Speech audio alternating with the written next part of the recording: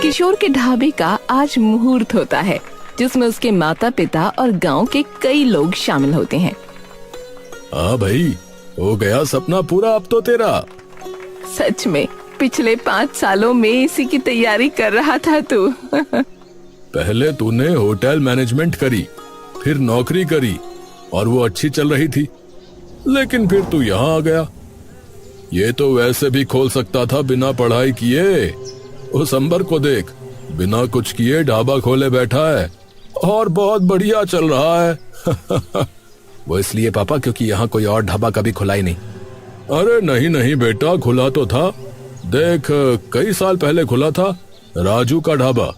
अरे पापा, उस अंबर के ढाबे का खाना ना इतना भी बढ़िया नहीं है, बस तेल भरा होता है उसके खाने में। अच्छा, तो तू क्या देगा भाई, हैं? जरा वो बता दे। मैं तो खिलाऊंगा जैसे grilled cottage cheese, lentils, spinach वगैरह। अरे अरे रुक जा बेटा, रुक जा। अरे हिंदी में बोल, क्या खिलाएगा? अरे मतलब दाल, पनीर और भी कई सारी चीजें। चलो बढ़िया है। आप बस अपना आशीर्वाद दो ताकि सारा काम ठीक से हो। वो तो हमेशा ही तेरे साथ है बेटा। किशोर का ढाबा अंदर से काफी साफ सुथरा था। बाहर खड़े कई लोग फीता कटने के बाद अंदर तो आते हैं, लेकिन ज्यादा देर तक टिक नहीं पाते। अरे ये कैसी दाल है? सच में निरा पानी है, ना नमक ना मिर्च। अरे यहाँ आना बेटा। किशोर उनके पास आता है। जी बताइए काका। अब बेटा, असल में कुछ अलग तरीके की दाल बनाई है क्या ये? और दाल भी अलग डाली है। अरे उड़द की दाल है काकी ये, और सिर्फ जीरे, नमक और मिर्च में पकी है, जो कि सेहत के लिए बहुत फायदेमंद होती है। ठीक है। किशोर वापस चला जाता है। अरे क्या मरीजों का खाना है ये? आज की बात नहीं आएंगे इस पे। वहीं किशोर के इस नए ढाबे की खबर अंबर चौधरी के कानों तक भी पहुंच जाती है, जिसका ढाबा कई सालों से गांव में था। अरे पिंटू, सुना है नया ढाबा खुला है कोई? हाँ, एक वो चौपाल के पास खुला है। जरा देख कर आते हैं शाम को एक बार कि क्या है और क्या नहीं। ठीक है पापा।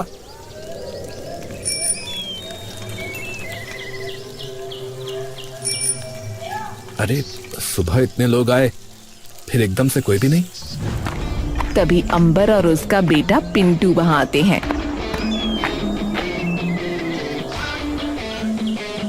हाँ भाई, मुबारका बेटा जी। नमस्ते काका। मैं तो बस देखने आया था तेरा ढाबा, पर पहले ही दिन ढीला मामला नजर आ रहा है। हाँ जी, वो नया नया है ना, पर चल पड़ेगा थोड़े दिनों में। और उसकी आंखों में आंख मिलाकर उसे तीखी नजरों से देखने लगता है। बेटा जी, बहुत फूल हमने इस चमन में खिलते और मुरझाते देखे हैं, तो हवाओं के रुख से थोड़ा संभल के रहना। पर पापा, पहले ही दिन में हालत देखो, ये फूल तो एक हवा के झोंके में ढह जाएगा। चल कोई ना बेटा, ऐसी छोटी मोटी गलती तो सबसे होती है, पर तू समझदार है, सीख जाएगा। अंबर और पिंटू छाती तान कर वहां से चले जाते हैं और किशोर चुपचाप उन्हें खड़ा देखता रहता है। तभी उसकी दुकान पर कुछ गरीब लोग आ जाते हैं। अब बेटा, पूरा दिन हो गया है, हम सब ने कुछ नहीं खाया है। अरे आइए ना काका, बैठिए, इसे अपना ही घर समझिए। सब लोग नीचे बैठने लगते हैं। अरे अरे काका, ये आप लोग क्या कर रहे हैं? ऊपर बैठिए। वो सभी लोग एक दूसरे की ओर देखने लगते हैं और ऊपर बैठ जाते हैं। भगवान तुम्हारा खूब भला करे बेटा। चुप चुप जिए तू लल्ला। किशोर उनके सामने हाथ जोड़कर अपना सर झुका लेता है।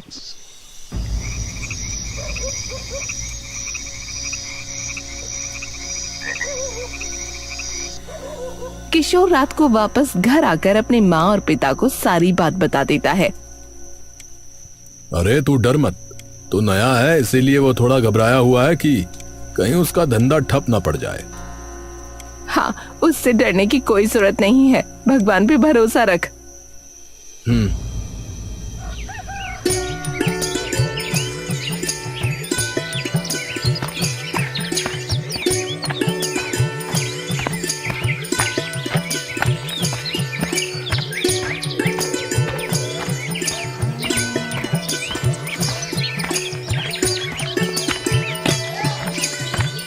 किशोर अपने ढाबे पर जा रहा होता है कि तभी बीच रास्ते में उसकी नजर अंबर के ढाबे पर पड़ती है, जहाँ सुबह सुबह खूब चहल पहल होती है। इसका ढाबा इतना चलता कैसे है? किशोर एकदम से कुछ बेचैन सा हो जाता है और धीरे से उनके ढाबे की रसोई के पास चला जाता है और देखता है कि उनकी रसोई बहुत गंदी हो रखी है। अरे इतनी गंदगी! तभी पीछे से पिंटू आ जाता है। अरे खाना बनाना सीख रहे हो क्या भाई? अरे नहीं, मैं तो बस यूं ही देख रहा था। हाँ, और यूं ही देखते ही रह जाओगे भैया। किशोर ये सुनकर एक बार फिर से कुछ नहीं बोल पाता और चुपचाप वहाँ से जाने लगता है। तभी उसका ध्यान उनके ढाबे पर बैठे कुछ ग्राहकों पर चला जाता है। अरे ये तो वही है जो कल मेरे ढाबे पर आए थे। किशोर चुपचाप अपने खाली ढाबे की ओर देखता रहता है।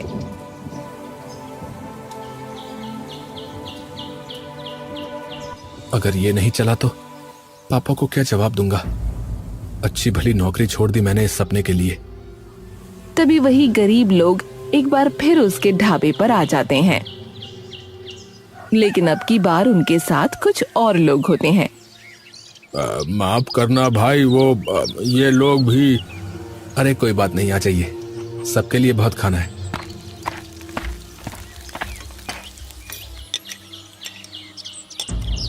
धन्यवाद भैया। किशोर रसोई का कोना कोना बिल्कुल बारीकी से साफ कर रहा होता है कि तभी किसी बर्तन गिरने की आवाज से उसके कान झनझना जाते हैं। किशोर एकदम से पीछे की ओर पलटता है, लेकिन सामने सिर्फ एक बड़ा सा पतीला जमीन पर गिरा उसे नजर आता है। अरे ये कैसे गिरा? किशोर उस पतीले को झुककर उठाता है, लेकिन जैसे ही वो वापस खड़ा होकर सामने की ओर देखता है तो पसीने की एक बूंद तुरंत उसके माथे पर आ जाती है। बेटा जी, ऐसे कैसे ढाबा चलाओगे?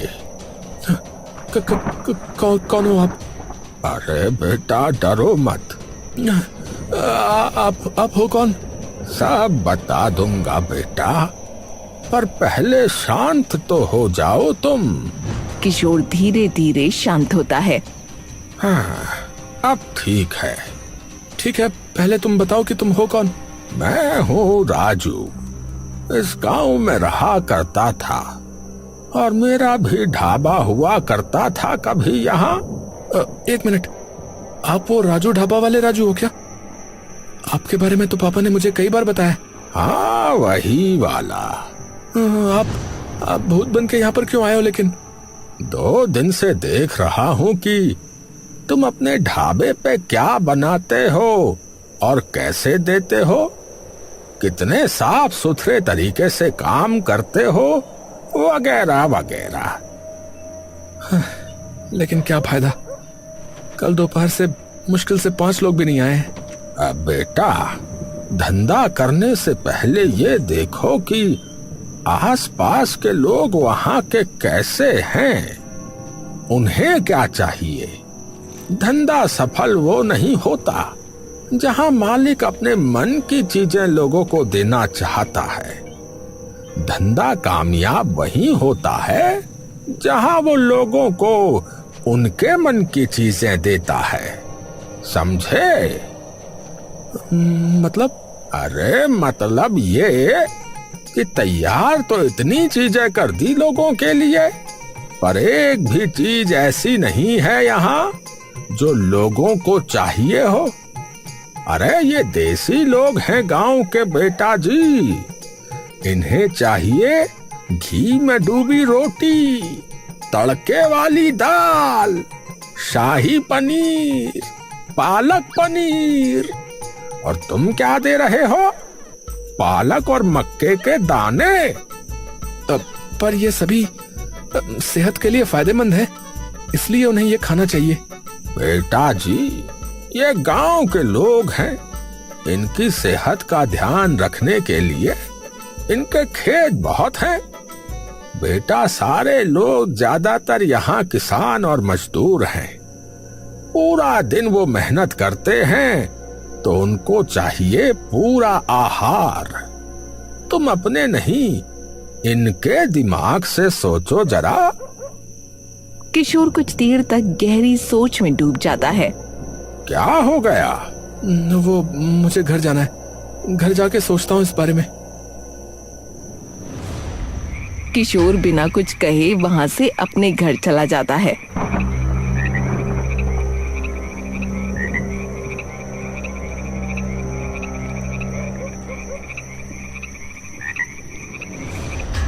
बात तो उन्होंने ठीक कही है।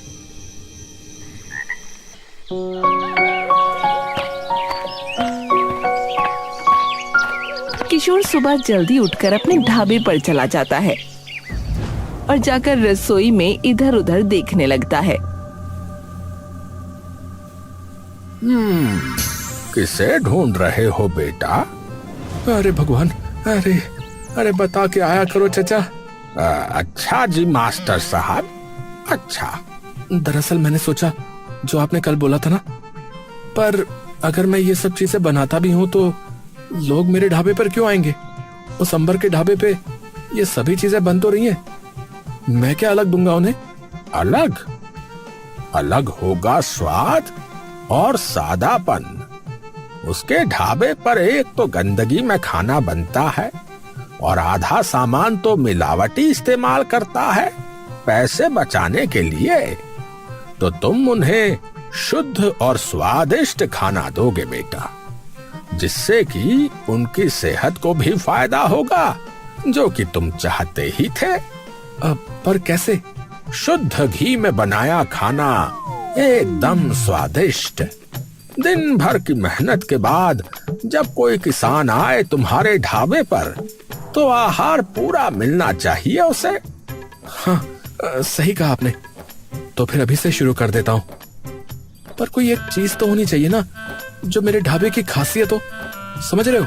अरे होगी भाई, होगी। क्या? पालक पनीर। किशोर ये सुनते ही मुस्कुराने लगता है। थोड़ी देर बाद, अरे कंजूसी मत कर और घी डाल, वे अपने आप पचा लेंगे अपने खेतों में। पहले तो बेटा जी तुम रोटी खाओ और जान लगाओ थोड़ी। देखो अभी भी आधे टुकड़े साबुत हैं। हे भगवान, आपने तो पसीने निकलवा दिए। तो बेटा जी ऐसे ही पसीने बहाकर चलेगा ये ढाबा। हाँ, थोड़ी देर में सारा खाना बनकर तैयार हो जाता है। क्या फायदा, नाम तो वैसे ही बदनाम हो रखा है, तो कौन ही आएगा आज भी। अरे तो बाहर जाओ और खींच के लाओ। कौन? मैं? अरे और नहीं तो क्या, मैं। ढाबा तुम्हारा ही है ना। पर मैं बोलूंगा क्या? अरे पहले बाहर चलो, फिर मैं बता दूंगा।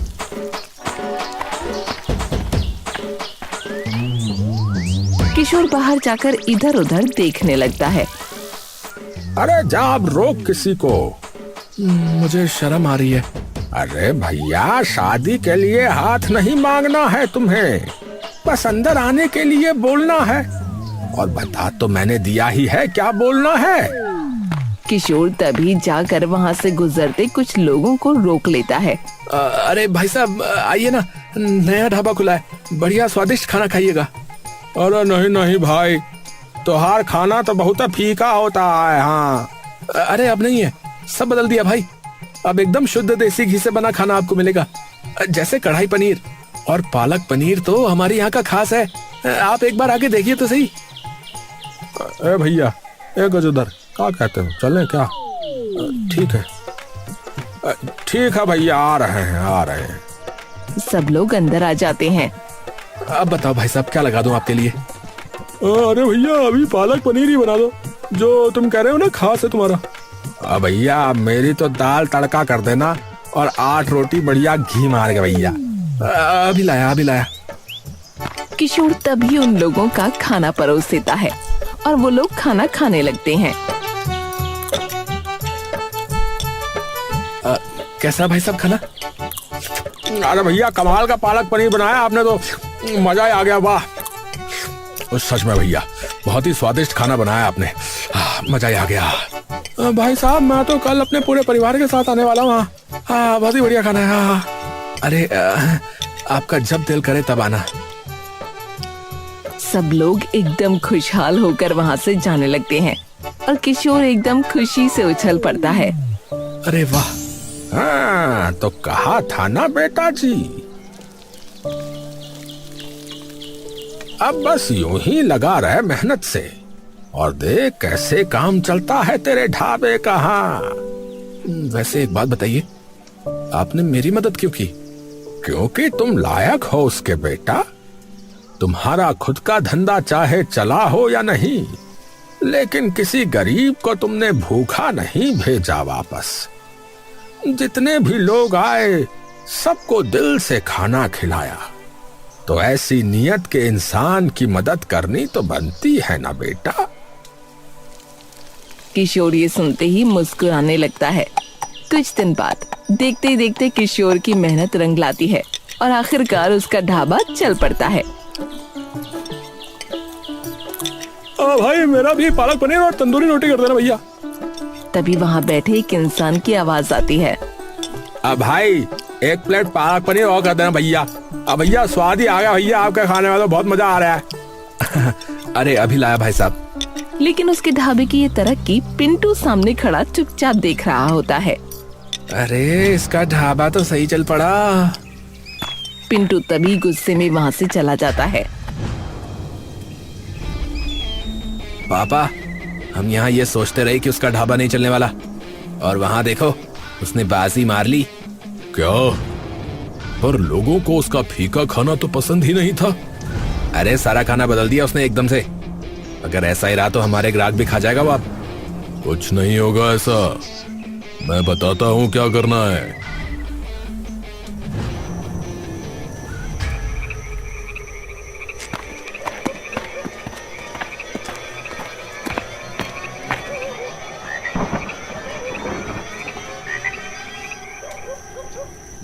वो सभी रसोई के अंदर घुस जाते हैं और इधर उधर देखने लगते हैं। तभी जोर से राजू की बस आवाज उन्हें आती है। निकल जाओ यहाँ से, मुझे पता है तुम क्यों आए हो। वो सभी डर कर इधर उधर देखने लगते हैं। कौन है बे? कौन है यहाँ? अपने पिताजी को बोलियो कि अब ये पैतरे नहीं चलने वाले। जाओ भागो यहाँ से। वो सभी के सभी लोग तभी वहाँ से दुम दबा कर भाग जाते हैं।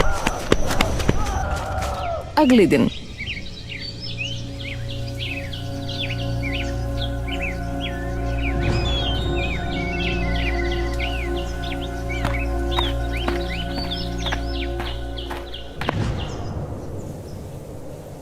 ये क्या हुआ?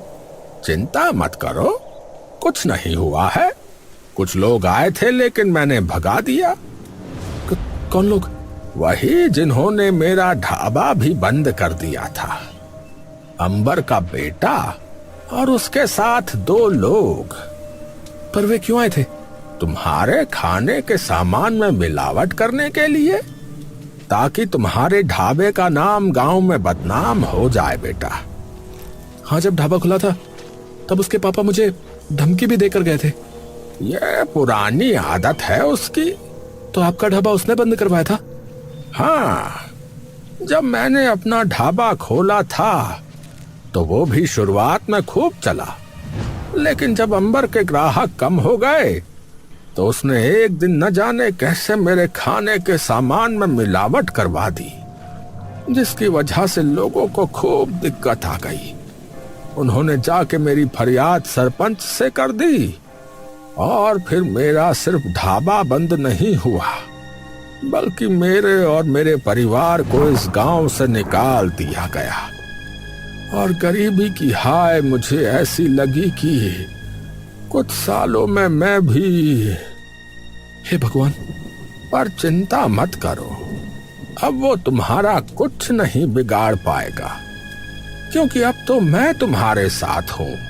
पहले तो उससे मैं बात करूंगा कि चाहता क्या है। अंबर बैठा है और उसका बेटा खड़ा है। क्या? पर ऐसा कैसे हो सकता है? अरे मैं झूठ नहीं बोल रहा हूँ पापा, वहाँ सच में कोई था। तभी वहाँ किशोर घुस आता है। हाँ भाई, बहुत शौक है दूसरों के ढाबे में घुसने का। ओए, तू अंदर कैसे आया? पहले ये बता कि तू अंदर कैसे घुसा। आगे से अपने बेटे को समझा के रखना, वरना अगर ऐसी हरकत करी तो अगली बार सीधा पुलिस के पास जाऊंगा। किशोर बिना किसी की एक बात सुने वहाँ से वापस चला जाता है। तू तो कह रहा था कि तुझे किसी ने नहीं देखा, फिर उससे कैसे पता चला? अरे हाँ, तो सच में नहीं देखा था, पर मुझे नहीं पता इसे कैसे पता चला। कुछ भी हो, पर इस कल के आए छोरे की इतनी हिम्मत कैसे हो गई कि ये हमारे ढाबे पे घुस के हमें धमका के चला गया? अब तो जा, इसे मैं अपने आप देख लूंगा। चौबीस घंटे उसके ढाबे पर नजर रखनी है, हर चीज पता करनी है। हो जाएगा मालिक, आप चिंता मत करो। अगले दिन वो सब दिन रात अब किशोर के ढाबे पर बैठ उसकी निगरानी करने लगते हैं। कुछ दिनों बाद रात लगभग होने ही वाली होती है और रसोई में जाकर बर्तन धोने लगता है, जहाँ राजू भी खड़ा है। काम बहुत बढ़ गया है, अब लगता है कि 2-4 लोग रखने ही पड़ेंगे काम पे। वो तो है ही, वरना अकेले संभलेगा नहीं तुझसे। थोड़ा बहुत हाथ आप भी बटा लिया करो। बेटा जी, गुरु शिष्य को राह दिखाता है, हाथ नहीं बटाता उसका।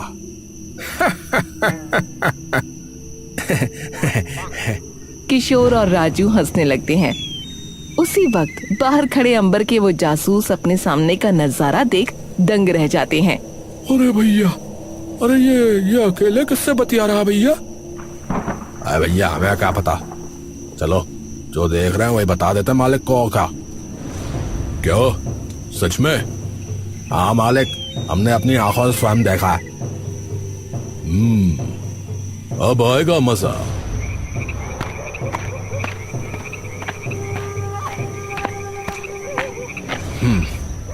इन्हीं का इंतजार था। हाँ भाई, बहुत चला लिया ढाबा, अब इसे बंद करके चलता बन यहाँ से। ओहो, मैं तो डर ही गया। आखिरी चेतावनी है, फिर मत बोलियो कि मैंने बताया नहीं। मुझे सब पता है कि कौन सा भूतिया ढाबा चला रहा है तू। ये बात अगर लोगों को पता लगी तो कोई नहीं आएगा तेरे इस ढाबे पे। किशोर कुछ देर चुप रहता है।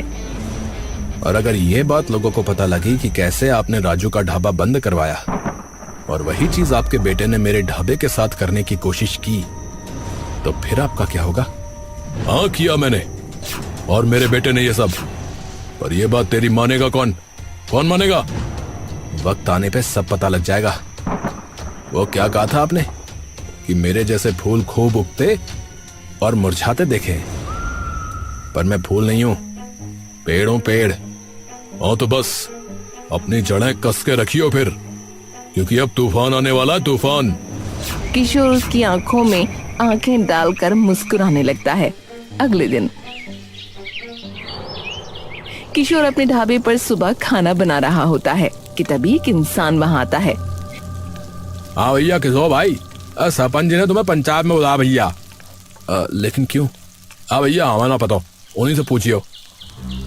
ठीक है। किशोर अपने बगल में देखता है। उसी अंबर का किया धरा है सब। कोई नहीं। किशोर छाती तान कर वहां से चल देता है।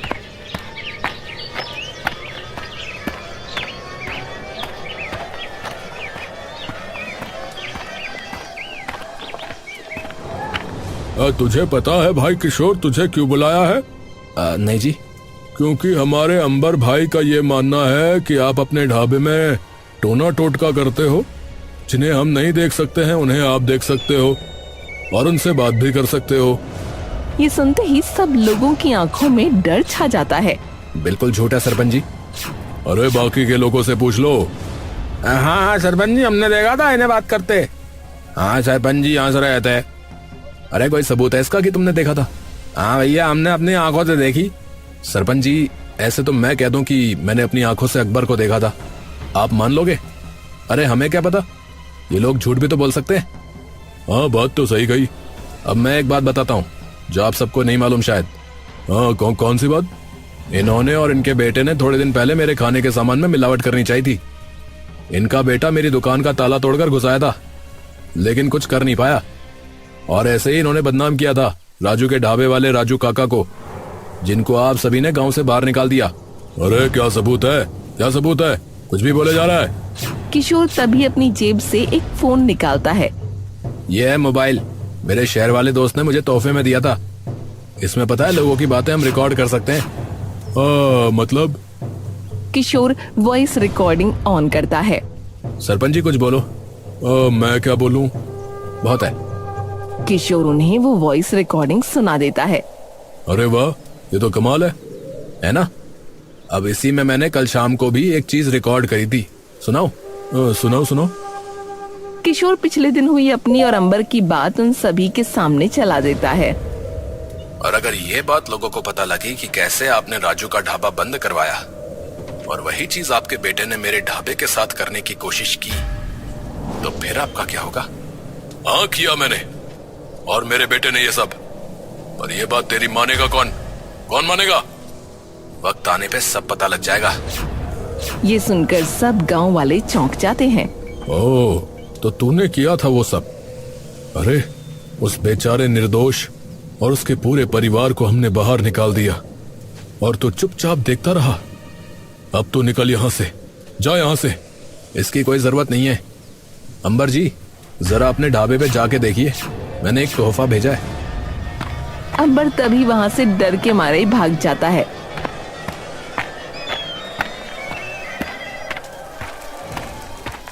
और अपने ढाबे को देखता है कि वहाँ कई सारे पुलिस वाले और सरकारी अफसर मौजूद हैं। पिंटू वहीं खड़ा रोने लगता है। अरे क्या हुआ साहब? देखिए, हम खाद्य विभाग से हैं और आपके ढाबे पे हर सरकारी नियम का उल्लंघन हुआ है। आपके ढाबे पे ना कोई सफाई है और सभी चीजों की क्वालिटी एकदम खराब है, जिससे लोगों की सेहत पर बुरा असर पड़ सकता है। इसलिए हम अभी से आपके ढाबे को सील कर रहे हैं। अरे नहीं, अरे ऐसा मत कीजिए। अरे वो सब लोग बिना अंबर की एक बात सुने उसका ढाबा सील करके वहाँ से चले जाते हैं, और ये सारा कारनामा राजू और किशोर सामने खड़े चुपचाप देखते रहते हैं। बेटा कमाल कर दिया। इस न्याय के इंतजार में मैं न जाने कहां कहां भटका, और अब मेरे जाने के इतने साल बाद मिला है मुझे न्याय, बस तेरी वजह से। काका, मेरा ढाबा आज जहां है वो सिर्फ आपकी वजह से। आपने ही मुझे उस मझधार से निकाला और सही दिशा दिखाई। ये एहसान मैं जिंदगी भर नहीं चुका सकता आपका। मन तो बड़ा कर रहा है तुझे गले लगाने का बेटा, पर कहीं किसी ने देख लिया तो किसी बाबा के पास न ले जाए फिर तुझे।